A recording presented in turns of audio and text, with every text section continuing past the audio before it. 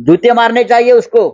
देवेंद्र फडणवीस ने, अगर वो सच्चे शिव भक्त है तो एक केसरकर को मंत्रालय के सामने जूते मारो। अगर उनको लगता है, त्या माणसाला वाटतं आहे की छत्रपती शिवाजी महाराजांचा पुतळा पडला हे बरं झालं, त्यातून काही चांगलं घडेल, बरं काही अफजल खानाची औलाद आहे मिंध्याने पोसलेली, ही अफजल खानाची औलाद आहे मिंध्याने पोसलेली, ही अशी माणसं आहेत जी या मिंध्यांच्या मंत्रिमंडळात आहेत, बरं झालं, आम्ही तर म्हणतो बरं झालं ही घाण आमच्याकडून गेली।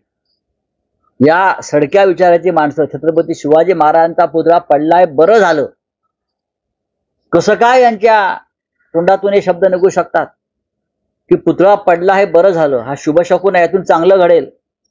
किती घाणेरड्या मनोवृत्तीचे लोक या देवेंद्र फडणवीसांनी निर्माण केले। हे देवेंद्र फडणवीसांचंच पाप आहे। हे का शिवाजी महाराजांचे एवढे शत्रू झालेत मला कळत नाही। हे मिंधे आणि त्यांची जी टोळी पोषण्याचं काम हे फडणवीसांनी केलं, हे नरेंद्र मोदींनी केलं, आणि या सगळ्यांनी मिळून छत्रपती शिवाजी महाराजांचा पुतळा पाडला।